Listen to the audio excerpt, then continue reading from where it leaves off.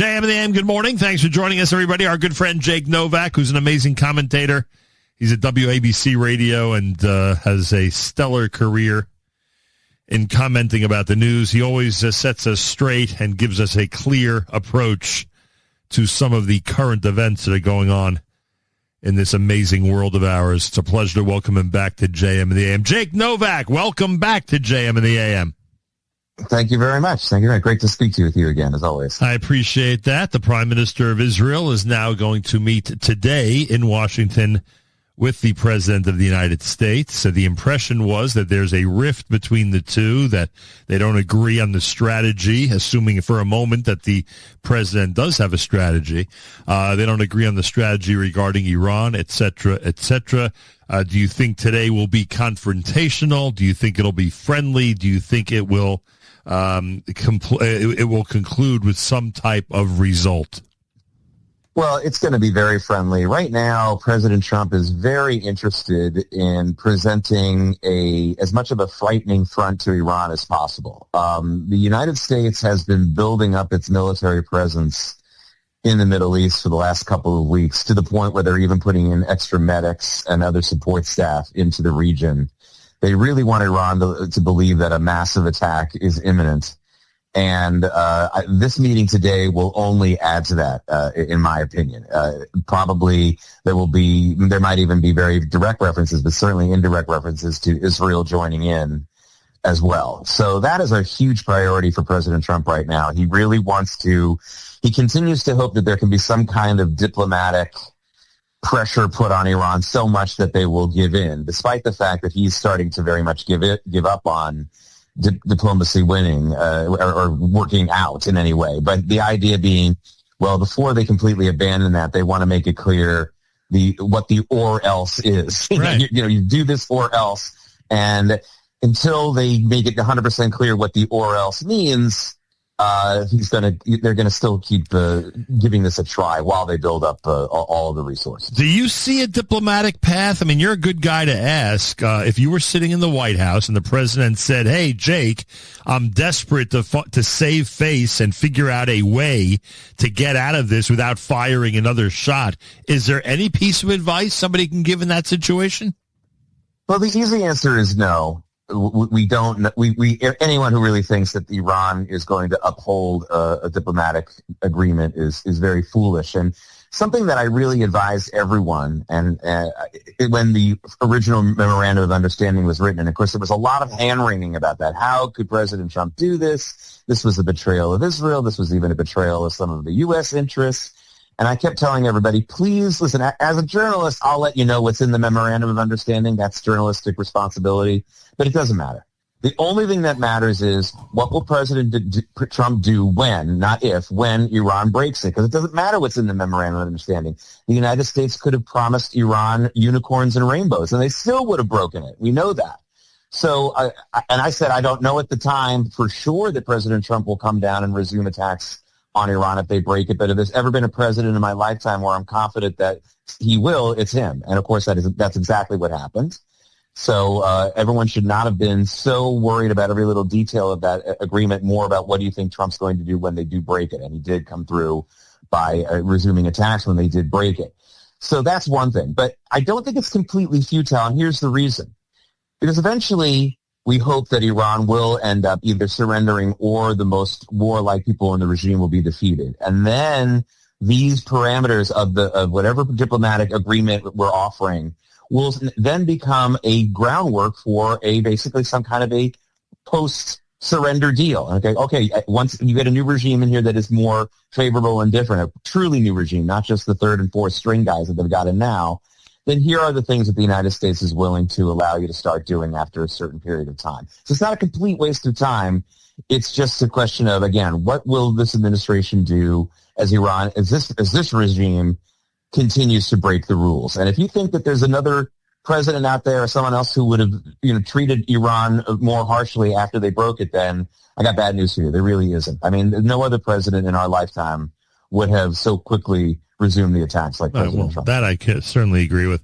Jake Novak is with us. So there's two areas. I mean, you have many areas of expertise, but certainly election day in general is one of your areas of expertise, and the economy is one of your areas of expertise. And I always joke with you that the one thing God can't control is when election day is, and the midterms are coming up, and you know what the economy looks like right now in this country and how people vote when the economy is not good, when prices are going up, and when gas is at the price per gallon that it's at right now. So all that in mind, less than 100 days from the midterms, and with the economy in the shape that it's in, isn't the president in more of between a rock and a hard place?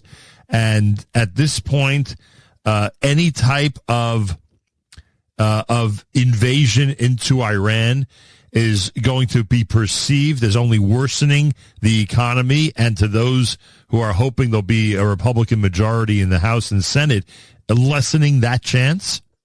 Well, I'm going to start with the disclaimer, and this is a very important advice for anyone who ever wants to be in politics or be a commentator in politics. It is almost never a good idea to talk up the economy, because no matter how great the economy is in the United States, there are always going to be millions of people who are suffering. That doesn't matter. It doesn't, whether it's the greatest economic boom or not. That said, the economy is much better than advertised. Now, that's not only because, for example, the jobs situation in this country is much, much better than predicted. We've just received tremendous amounts of information that the AI boom is not erasing jobs in a net fashion. In fact, it's creating them. The building of the AI data centers is not only creating more tech jobs than erasing, but it's creating a tremendous amount of blue-collar construction jobs. The construction industry in this country, not in home. If you look at the home building, the home building numbers don't look so good. But that's not the only part of the construction industry. So the economy in this country is actually much better than advertised. We're showing tremendous growth in a lot of areas. So it's not that bad. But as you said, we do have gasoline prices higher. They're not as bad as they were in 2022 or early parts of 2023. So that's one positive for the administration. The bigger problem with the midterms is it's just the typical shifts in American traditions, the cycle of elections.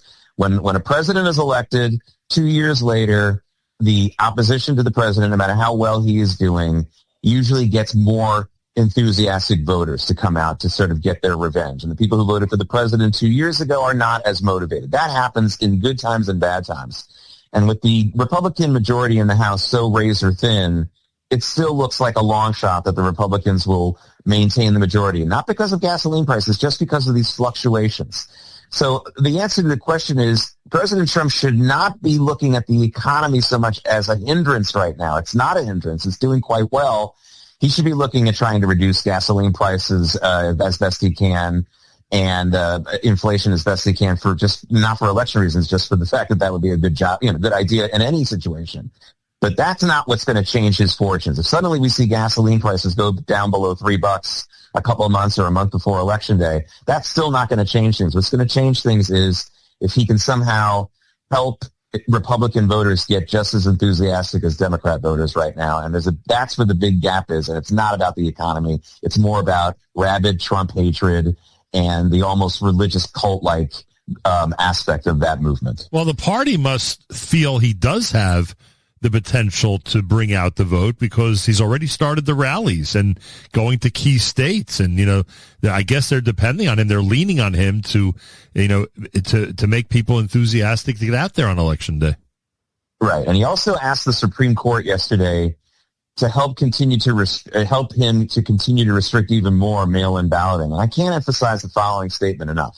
Mail-in ballots are not legitimate, not because of all the fraud, and I think there is a tremendous amount of fraud, but because they're not legitimate even when they're not fraudulent. Mail-in ballots are not secret ballots, Nachum. And that's it. That's the end of the discussion. That is an objective truth. A mail-in ballot is not a secret ballot, and I learned it in fifth grade, and I hope your listeners did too, that unless you have secret ballots in an election, it's not legitimate. I don't know who's looking over the shoulder of a person filling out the mail-in ballot, even if it is the person who the mail-in ballot was sent to. We have no idea. And this situation called ballot harvesting, where election workers go into neighborhoods with ballots and just literally ask people to sign a ballot that they've helped them fill out is completely illegitimate and immoral. And even for the military, we should not have mail-in ballots. Let them vote on a secure laptop at the PX or whatever at the base. There should never be a mail-in ballot, period. And I hope the Supreme Court understands that. They are not secret ballots. And if that happens, then you have a more of a toss-up situation in these midterms. Jake Novak is with us. How do you respond when this very popular analysis is described that Israel, quote unquote, dragged the U.S. into this war and attack on Iran? How do you respond when you hear that? Well, it's very simple. That well before there was any issue with Israel and Iran directly, Iran attacked the United States. Actually, well before it ever attacked Israel. Of course, we talked about that with the hostage situation, with the attack on the U.S. Marine barracks in Lebanon in 1983. All of this was before Israel was involved directly with some kinds of conflicts with Iran. Look, there's an old saying that the anti-Semite knows that the Jewish person didn't steal the money, but he enjoys watching him turn out his pockets. Right. And I want to warn everyone listening that while it's important to make a brief statement about how that's not true, and to move on from it, after that it's futile. This is what they're enjoying watching people scramble to make their statement and to be worried about that. There's no convincing certain people. There's a mania to this. And I understand that when people make this accusation, you might notice whenever people make this accusation, Israel dragged us into war, they all talk like they're the first person ever to make the accusation, or they've uncovered some kind of great conspiracy. It's the oldest hatred in the world. It's not impressive. It's like someone showing you an old episode of Sanford and Son saying, look, I found a new show. It's not new. It's extremely old. It's pathetic. And do not give them the satisfaction of turning out your pockets. You can quickly make a statement saying this isn't true. Iran has been at war with the United States longer than it's been with Israel. And I'm sorry that you're too ignorant to know that. But we're going to move on now because we're trying to save lives and not win debates on YouTube. Jake Novak's with us. Got to ask you about the elephant in the room, the topic that does not seem to be able to escape the Jewish community, and that's, of course, the mayor of the city of New York. So, first of all, again, with your expertise when it comes to the economy, etc., forget about the Jewish community for a moment. Can you see any real indication in the first 6 months of his administration that he is going to poorly affect the economy of New York? Is there any indication so far with his new policies and with things that he's implemented where we really have to worry about the economic stability of the big city? Yeah, we're seeing a lot of people moving out of New York City. That number has spiked. Businesses not necessarily making a major new exodus. There already were a lot of major, for example, Wall Street banks were already starting to set up at least satellite headquarters in places like Texas. JP Morgan has been doing that for a while. That's before Mamdani. You can't completely blame that on him. But we are seeing signs of that. But what I would ask everyone to pay more attention to are the smaller businesses, for example, like restaurants and bars. If you start seeing them close, we've seen a huge uptick in the number of restaurants and these kinds of places in commercial real estate because Amazon defeats everybody else. I mean, the only thing Amazon can't take away is basically your nail salon, your barber, and eating at the actual restaurant or bar. When you start seeing those types of places close, and I am starting to see some places like that, for example, not having their sidewalk cafes this year, right. Maybe not expanding. That's a little bit worrisome, but it's not something that we're seeing yet. But what's more important right now is I really want all the listeners to understand, because the narrative I keep hearing is, oh, he's this terrible person, but he's so popular. No, he's not. He has the lowest poll ratings for a mayor at this point in his first year in New York City history, according to the Marist poll. And even if they're off by a few points here or there, he is not doing well. He is not popular. He would not be reelected now if anyone with a real pulse was running against him. So first of all, it's not hopeless, and people need to keep it up because it's clear that he cannot resist doing what he really is attracted to as mayor, which is harassing Israel, harassing those who support Israel. No political consultant in the world would have told him to do what he did last week. There was no positive in the polls he was going to achieve from it, and yet he still couldn't resist. And so that is kind of a silver lining in all of this. He's literally going to self-destruct based on all this stuff when he really should be doing some of the things he did, like in the early part of his term, like in the first 2 months or so when he was going out and helping to fix potholes. By the way, he didn't fix anywhere near as many potholes as the previous mayors, but he made sure to get the extra publicity for it. That actually was working for him. He should go back to that, but I don't think he will because that isn't fun for him. So today, Cuomo versus Mamdani, you think Cuomo would win? Yeah, I mean, Cuomo would do, yes, he would, but they need to get better than Cuomo. And of course, people need to understand and I just told you one thing about how, you never want to talk up the economy no matter how great it is. Another thing is, don't be one of those people who repeats the old line, why can't we get better people to run for office? What we should be saying is, what about our political culture doesn't attract the worst people? We have a tremendously awful political culture. If you are someone who likes to lie, who likes to bash people for no reason, who likes to basically have their words mean more than their actions, why wouldn't you run for office? I mean, it is really a tremendous magnet for criminal types and people with of moral turpitude. That's just a fact. I love your I like your recruiting method. Yeah, stop being so surprised. It's kind of like saying why do people who are thieves like to go and steal money from people who don't smash up their purses or leave money around? I mean, duh. This is a huge. So we need to fix that political culture first before we stop wringing our hands about how good people don't run. A good person wouldn't go anywhere near politics, especially if they have a family and things like that. That said, we could get people who are a little bit more effective. Don't fool yourself. We have effective political leaders who are also not the greatest people, but we have to find the people who have some personal satisfaction for doing a good job for the public, not because they're saints, but because they want to be seen as someone who is effective. And I can live with that. What do you think of when the mayor of the city of New York openly declares multiple times that the most important thing to him is the safety of all New Yorkers, including those in the Jewish community? Yeah, well, that's the biggest lie, not only in politics, but also in corporate America. I mean, every time you go on the Long Island Railroad, your safety is our most, no, it isn't. It's their pension and how many days off they're going to get. Yeah, and the same thing they say when you go into Walmart, your safety is, it's not their top priority. It's laughable that if safety was their top priority, we would have, there would be a much different set. I think the world would look a lot different. No, he's definitely looking to, one of the people he didn't understand is that also Mamdani, in addition to being very, very favorable to Islamists, he's also a communist. And I have to remind people, don't also waste your time. Forget about the turning out your pockets thing with anti-Semites. Also, whether you're a Jew or not, don't waste your time debating communists and saying, hey, by the way, your policy makes things worse economically. They don't care. Right. That's a lie. What they're interested in is the violence and the mayhem. There's a reason why the communists not only didn't jail the Tsar and his wife, they murdered the Tsar and his wife. They murdered his children. They murdered his nieces and nephews, and that was the point all along, not economic equality. Wow. Oh, what a crazy world we live in, huh, Jake? Yes, but it's also great. I hope that there's some encouragement I can pass along. Not only the fact that you have this mayor with with historically low poll numbers, but also to understand that there's no backing down from this anyway. So don't worry about the arguments online or trying to let people know that Israel isn't behind everything. Make sure that you understand that we have large numbers, and the best response to this is to be incredibly loud and incredibly public.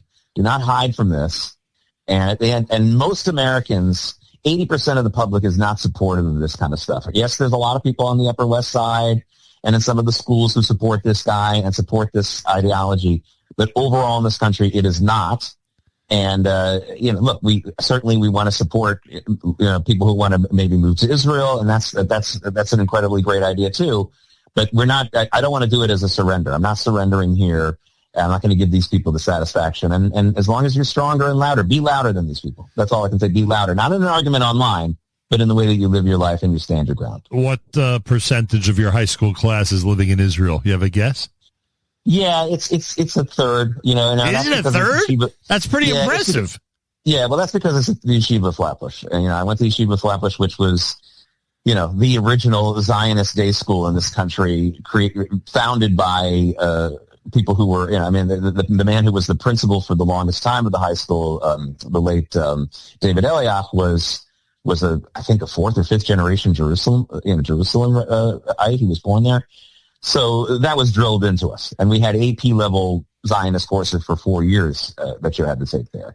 And there were a lot of Israelis who were going there who were with all intentions of returning. Right. And that's, and apparently they have, I always get the videos and the photos of them. They have tremendous reunions every year in Israel. So, it's a very large number. And that had a lot to do with, and that would have been, I think, the case no matter what's going on here in the United States. Things could be much different in the United States. I think those numbers would be the same for my class. I don't think that number is as high for the classes that have graduated in the 90s and the 2000s. I graduated in 1988.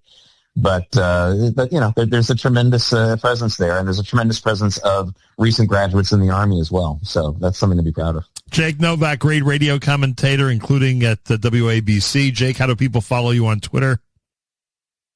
At JakeNY, and on the WABC website, you can find me and the number of shows that I'm hosting, about 4 a week, usually more than that. But at JakeNY, the Twitter X account is really the most active account I have. Phenomenal. Thanks so much for your time. Really great analysis. Much appreciated. Have a great rest of your week, everybody. Jake Novak at America's one and only Jewish Moments in the Morning radio program. Heard on listener-sponsored digital radio. Around the world, the web at NachumSegal.com and the Nachum Segal Network, and, of course, the beloved NSN app.